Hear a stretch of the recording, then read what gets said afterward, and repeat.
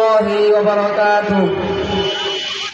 আমাদের এই জামাতের নাম জানাজার নামাজের ইমামগণের জামাত। জানাজার নামাজ কিভাবে পড়াতে হয় তা এখন আমরা আপনাদের সামনে করে দেখাবো। নামাজের আগে নামাজের নিয়মগুলো জেনে নেই। জানাজার নামাজের 2টি কাজ ফরজ এবং 3টি কাজ সুন্নত। 2টি কাজ ফরজ এই: নাম্বার 1 4 তাকবীর বলা, নাম্বার 2 দাঁড়াইয়া জানাজা করা।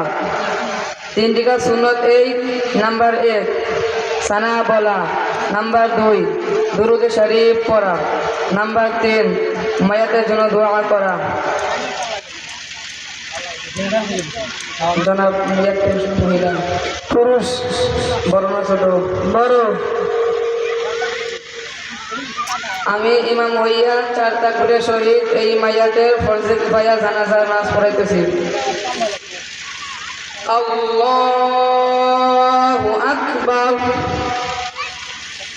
সুবহানাকাল্লাহুম্মা ওয়া বিহামদিকা ওয়া তাবারাকা ইসমুকা ওয়া তাআলা জাদ্দুকা ওয়া জাল্লা সানাউকা ওয়া লা ইলাহা গায়রুক।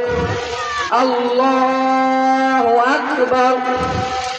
اللهم صل على محمد وعلى آل محمد كما صليت على إبراهيم وعلى آل إبراهيم إنك حميد مجيد.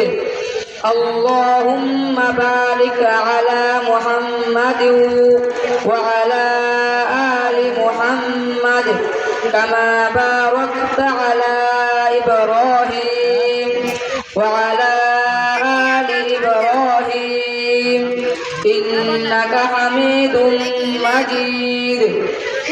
الله أكبر.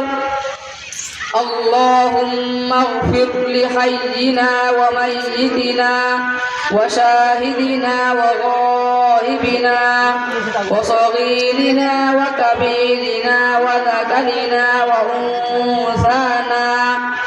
اللهم من أحييته منا فأحيه على الإسلام ومن توفيته منا فتوفه على الإيمان. الله أكبر. السلام عليكم ورحمة الله. السلام عليكم ورحمة الله.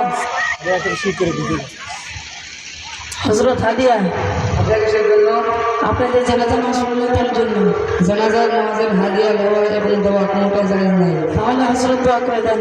মায়াতের জন্য নামাজই হলো দোয়া।